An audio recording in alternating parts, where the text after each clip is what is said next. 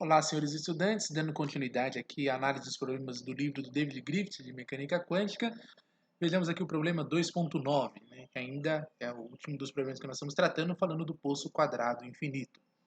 Então aqui ele fala o seguinte, né, para a função de onda, no exemplo 2.2, calcule o valor esperado do Hamiltoniano, que é h, né, no tempo t, igual a zero, à medida, a moda antiga, né? Calcular a moda antiga. O que ele quer dizer é calcular fazendo o processo do cálculo do valor esperado.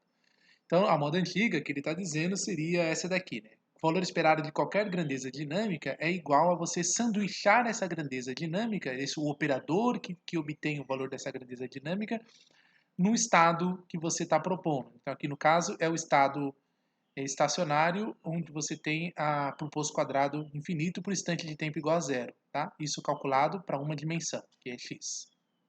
E ele fala aqui, compare com o resultado obtido no exemplo 2.3, fazendo uma observação. Né? Como o valor esperado de h, que é o valor esperado do Hamiltoniano, é independente do tempo, não há perda de generalidade no uso de t igual a zero. Né? Isso é verdade. Né? Então, se você tem um valor observável que não depende do instante de tempo, né, em qualquer medida, por que eu sei? Porque a energia total deve ser conservada.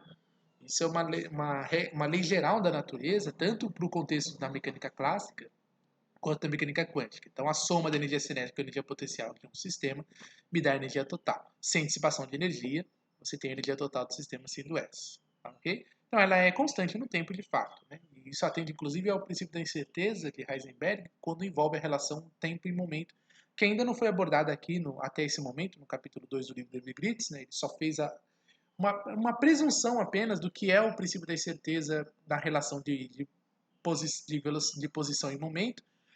Ainda vai ser construído ainda efetivamente o que é o princípio da incerteza na relação de posição e momento, e depois vai dar para estender isso para energia e tempo também. Né? Não é muito bem definida essa relação, mas é possível fazer também. Então vamos lá, né? Atendendo ao que o item está dizendo, primeiro a gente vai ter que dar uma olhada no problema 2.2, no exemplo 2.2 que ele citou, para a gente fazer uso da função que está aqui, né? Que é o que ele pede lá. Só recordando novamente, né? Então, ele quer que calcule o valor esperado do Hamiltoniano, ou seja, a energia total do sistema. Então, vamos lá. Olhando para esse exemplo 2.2, ele fala assim, né? Uma partícula no poço quadrado infinito tem a função de onda inicial que está aqui apresentada. Então, proposta essa função, em função da posição e do tempo inicial igual a zero, sendo A vezes x que multiplica a quantidade A menos x.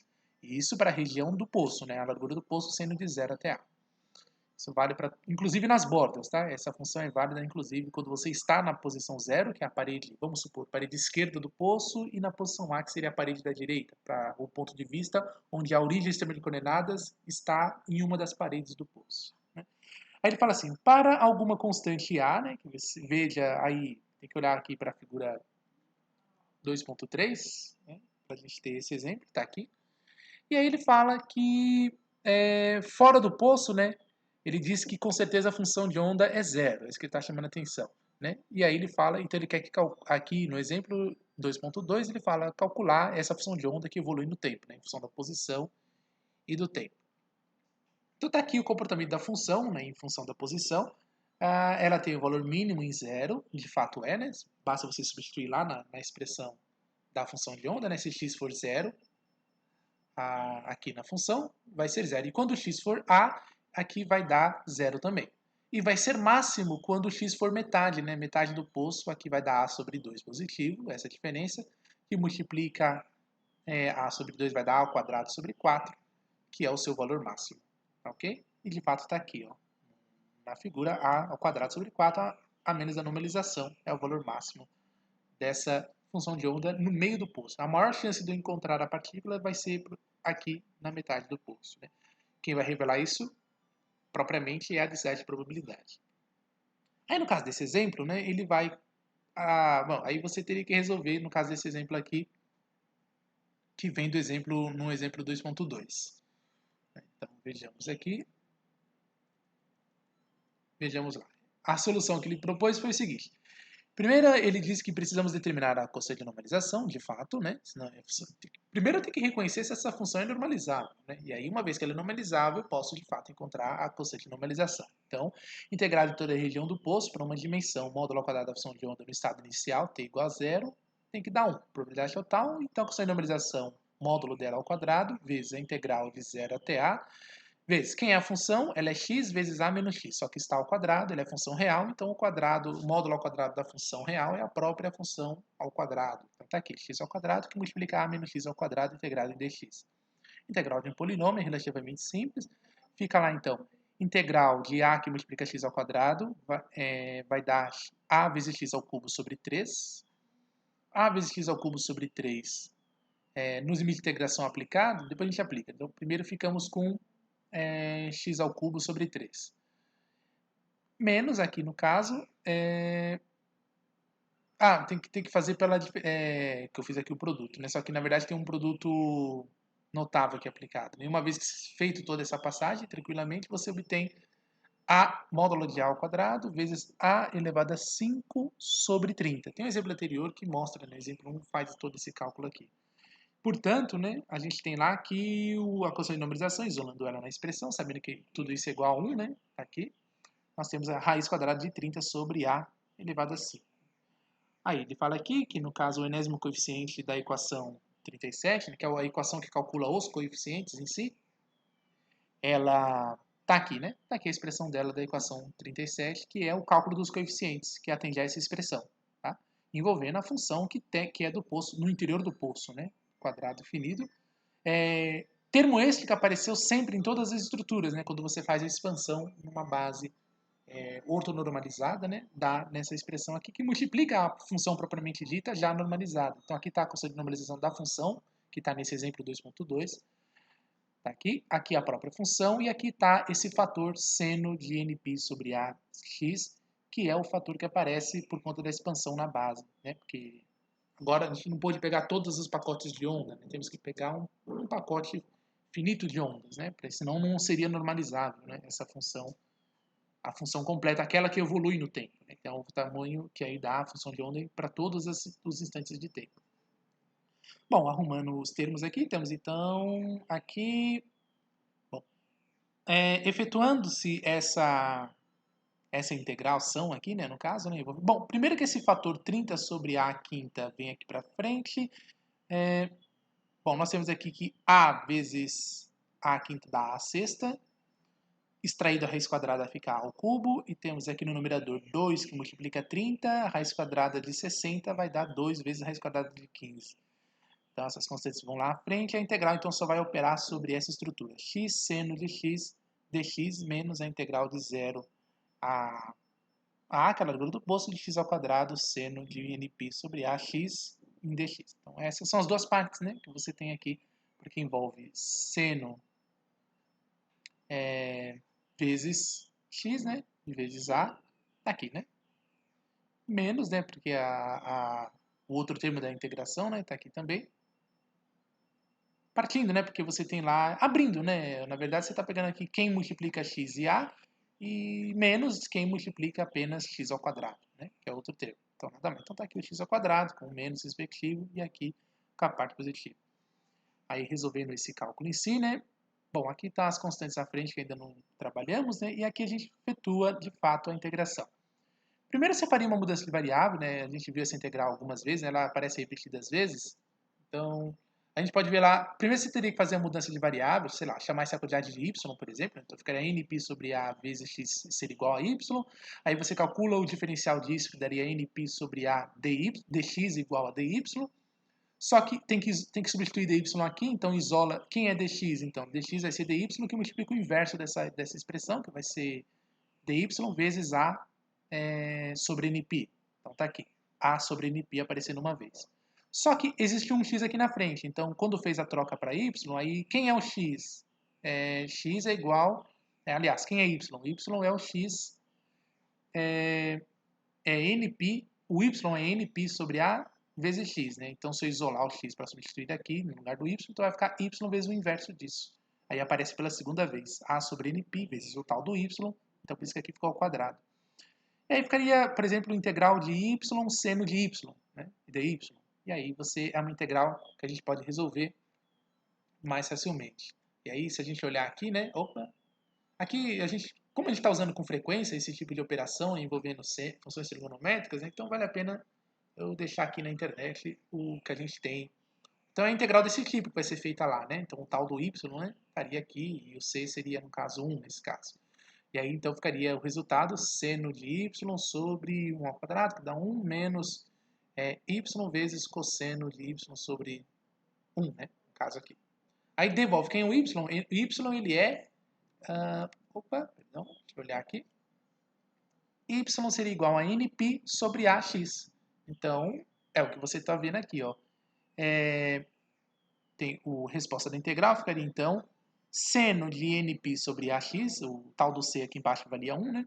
Aqui, menos. Aqui é o y multiplicado pelo cosseno de y, né? O que está lá na expressão da internet. Então, aqui, devolvendo quem é o x, quem é o y, fica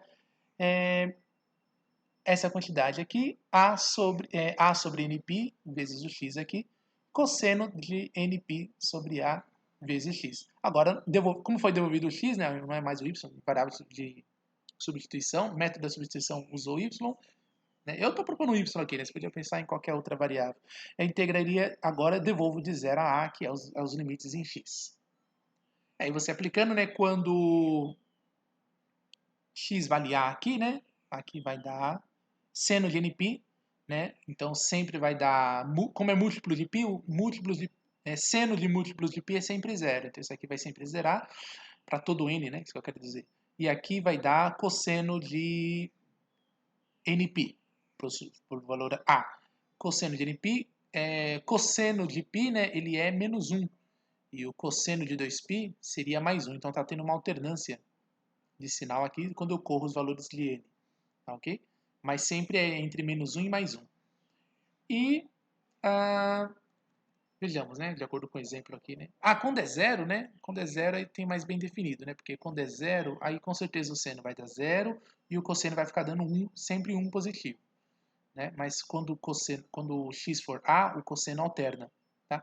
Na verdade, é porque vai dar cosseno de menos π, de cosseno de π em algum momento, e em outro momento vai dar cosseno de 2π, conforme o n está correndo. Mas aí você tem, né? Opa, deixa eu pegar aqui essa estrutura, né? Que está representada. Um igual, né? Está continuando aqui.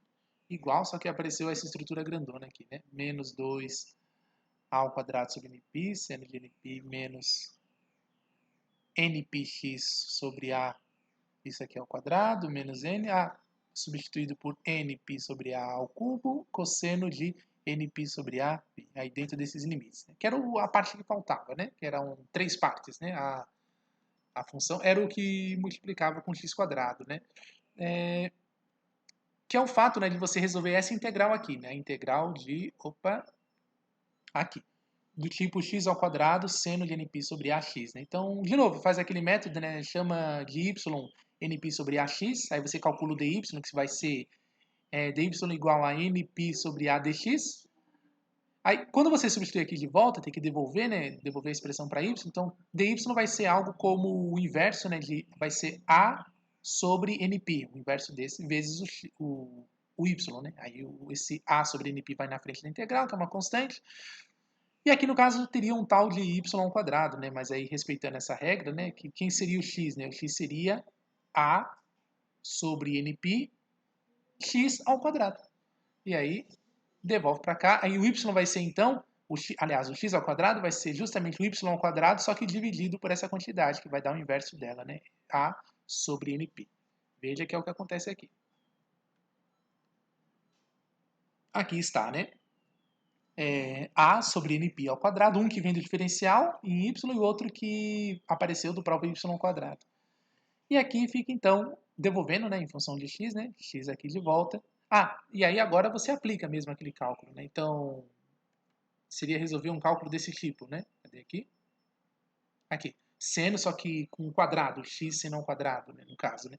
Só que eu estou agora chamando de y lá no caso. Então, seria um tal de y ao quadrado vezes seno de um coeficiente que é np sobre a, multiplicando o tal do y, Aliás, o próprio y direto, né? Vamos pensar assim. Como eu já fiz a substituição de variável lá, esse c está sendo 1, né? Vamos considerar aqui tudo y. Então fica y elevado a n, y ao quadrado, no caso, que é o que está lá, vezes seno de y. Aí o c vale no 1, evita de se preocupar com eles. Então ficaria menos y ao quadrado, que multiplica cosseno de y, mais n, simplesmente n, integral aqui de x elevado, no caso 2 menos 1 dá 1, aí ficaria apenas integral de x, cosseno de x, que também sabemos calcular aqui, né? Tem na tabela de integração. Olhando para esse primeiro pedaço é mais tranquilo. Então você vai ver lá menos um y quadrado que multiplica cosseno de y. Vamos ver? Aqui. Então, vamos lá. Vamos ver se a gente já enxerga esse termo aqui, né? Tá aqui, né? Um tal do menos, tá vendo? Cosseno de y, né? Então y seria apenas nπ. Tá, ok? Peraí, ele aqui, desculpa, deixa eu olhar para essa linha, senão vai ficar confuso. Então aqui vai ficar menos, tá aqui, menos npx sobre a elevado ao quadrado, menos 2 sobre np sobre a elevado ao cubo, cosseno do tal do y, né? Antes de aplicar os limites de integração. Só que aqui ele já colocou, né, porque ele também já levou em conta a outra parte, né, da solução, que é essa daqui, né? Cadê? O fato de envolver essa quantidade aqui, que daria integral de x cosseno de x. Então, combinando essa estrutura que está aparecendo lá com essa, né? Aí essa seria... Opa! Cadê aqui? Eu tenho essa solução também. Tá aqui, né? Tá aqui. Seria esse caso aqui. Levar essa expressão para lá também. Cosseno de y mais y vezes seno de y seria aqui, né? Então, combinando essa estrutura com aquela, aí de fato você vai ter esse resultado aqui, com essa estrutura, né? É um pouco passagem de mais longas, mas você vendo essa dica e consultando essas tabelas de integração, né? Você faz. Ou você vai fazendo na raça mesmo, né? Integrando, fazendo, mas não é necessário, né? O foco aqui é entender o processo da mecânica quântica, né? O aspecto físico. Julgamos aqui que você já domina essas técnicas matemáticas com conhecimento até então, né? Então você pode consultar essas tabelas de integração. Por fim, então, né, o objetivo aqui está sendo, nesse exemplo, calcular o coeficiente Cn, né, para a enésima estado estacionário, né, e aí temos, então, compactando essa expressão, ficamos aqui com 2 raiz quadrada de 15 sobre a ao cubo, que multiplica menos a ao cubo sobre nπ, cosseno de nπ, mais a ao cubo n vezes, né, essa fração, que é nπ ao quadrado menos 2 sobre nπ ao cubo, e aí fazendo as devidas substituições, como você pode consultar no próprio livro do Griffiths, já aplicando os limites de integração direitinho, então a expressão se reduz assim, fica com essa estrutura, né? Que o processo de quantização, né, envolve essas funções trigonométricas. 4 raiz quadrada de 15 sobre nπ elevado ao cubo e cosseno de 0 menos cosseno de nπ. Então aqui vai dar sempre 1, né, o cosseno de 0, mas aqui alterna, né? Quando o n é par, esse aqui vai dar, vai ficar dando 1 positivo, mas quando for ímpar o n vai dar menos 1. Então essa alternância, ora vai dar 0, e quando o n for par, tá vendo aqui? Que de fato é, né? Se o n for par, realmente dá 0. Essa diferença fica dando 1 menos 1. Mas quando o n for ímpar, vai dar 1 menos 1. Então 1 mais 1 vai dar 2. Então é o que acontece quando você fica com n... uma expressão. O n está aqui, né? nπ, e aqui, ó, o resultado fica sendo 1 mais 1 igual a 2. 2 vezes 4, 8 raiz de 15. Tá? E essa estrutura está aqui apresentada também. Tá bom? Então a função tem essas duas soluções para esses dois casos. Né?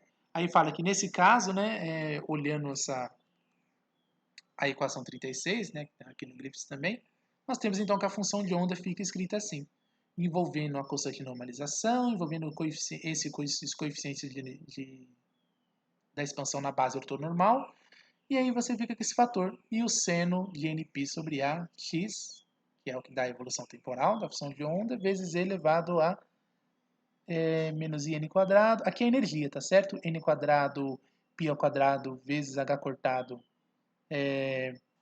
simplesmente a energia, tá? O outro h cortado não aparece aqui, porque já foi dividido, né? Porque na verdade era para ser menos i vezes a energia, num determinado estado, vezes o tempo dividido por H cortado, né? Então o H cortado simplificou uma potência aqui.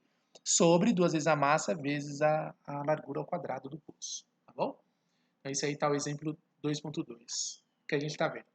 E comparando com o exemplo 2.3, né, que é uma continuidade de raciocínio, que vai ser importante também para a gente olhar lá o problema 2.9.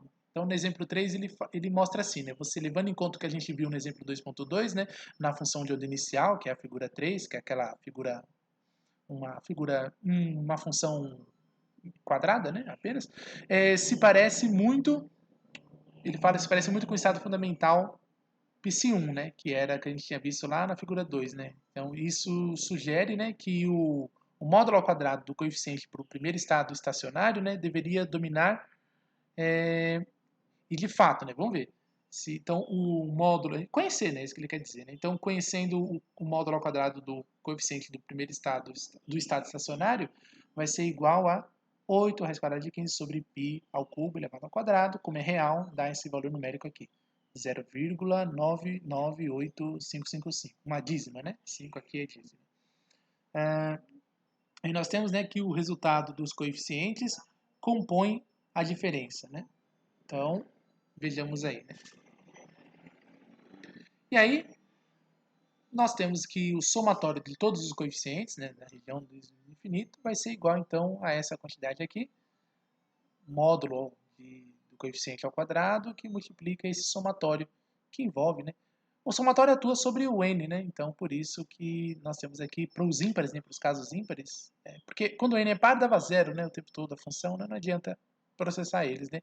Então, quando os n são ímpares, aí você tem 1 sobre n elevado à sexta potência aqui, né, somando, isso igual a 1 aqui no caso, né?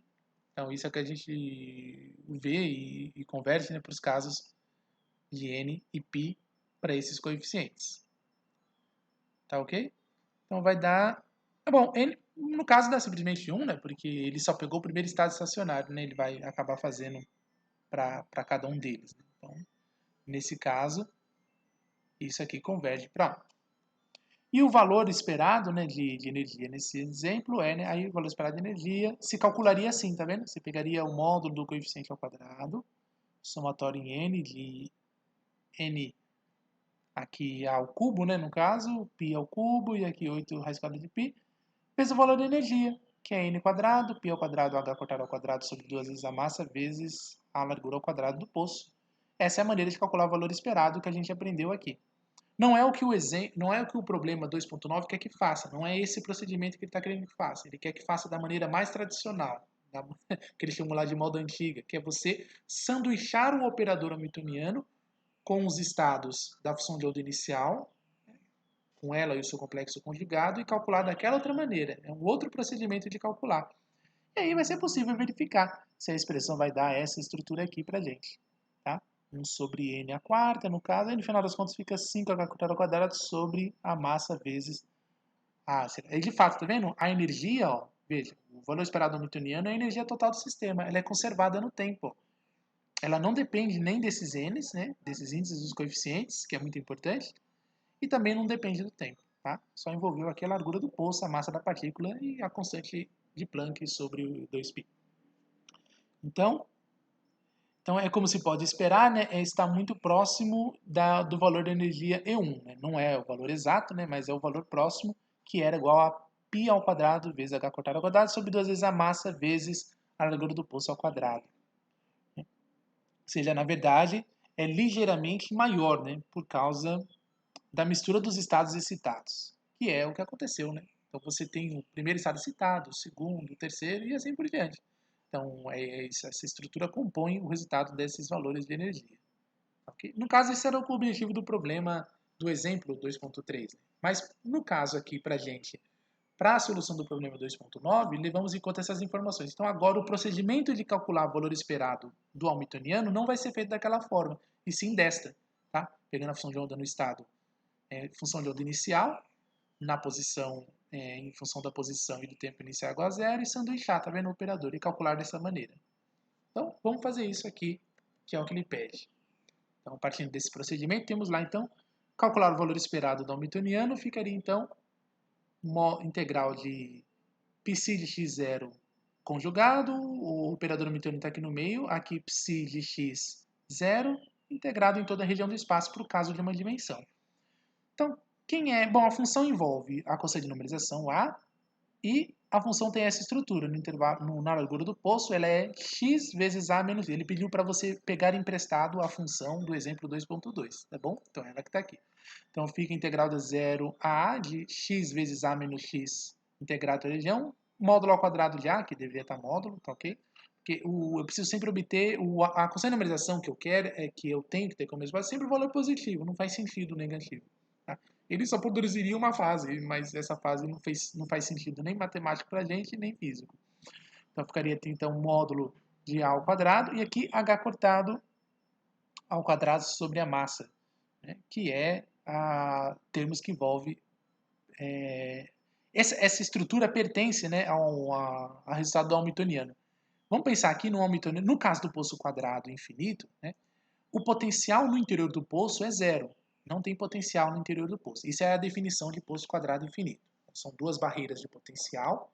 Elas são infinitas, né, para a região superior e inferior, esquerda e direita. E aí você olhando de lado, né, o poço, você pode ver que a partícula tem um grau de liberdade, por exemplo, na direção x. Também tem na direção y e z, mas aqui nós estamos focando no caso onde há apenas o deslocamento na direção, numa única dimensão. Então, tem uma parede aqui à esquerda, vai ter uma parede mais à frente lá à direita. A partícula tem liberdade de se deslocar nessa direção, por exemplo. Então, mas nesse interior do poço, a partícula é livre. Ela se comporta como uma partícula livre. Ela não está sob a ação de nenhum potencial. Ela só sente a presença do potencial quando ela encontra a parede do poço, que é a hora que o potencial vai para o infinito. E ela não pode ultrapassar essa barreira do poço, tá bom? Então, isso quer dizer que o operador hamiltoniano se reduz a apenas ao operador de energia cinética. Então, é o operador de energia cinética que vai atuar aqui na função, que vai ser substituído, né? Não chegou aqui a mostrar para a gente nessa expressão, tá vendo? O operador hamiltoniano sobre a função de onda fica igual. Menos aqui o operador de energia cinética, tá vendo? Menos h cortado ao quadrado sobre 2 vezes a massa, vezes a derivada parcial em função derivada parcial de segunda ordem em função da posição sobre a função, né? Isso aqui vem da equação de Schrödinger. Não tem o potencial somando, tá vendo? Porque ele é zero de fato no interior do poço. E a função é essa, de fato, que ele pede para pegar emprestado lá do exemplo 2.2. Bom, aplicando esse operador, né, que eu vou precisar fazer isso para poder fazer esse cálculo, né, então eu vou ter que ir lá. Derivada primeira sobre essa função vai ficar derivada de x vezes a vai dar simplesmente azão vezes azinho na primeira derivação, menos a que multiplica x ao quadrado. Então a derivada primeira vai ser 2azão vezes x, negativo. Quando derivar de novo, vai ser a derivada... Aqui passou a ser uma constante esse primeiro produto quando derivou a primeira vez. Quando derivar a segunda, simplesmente vai dar zero. E aqui, que tinha sobrado 2a vezes x, quando derivar vai ficar apenas 2a. Tá? Só que negativo. Então, menos está aqui.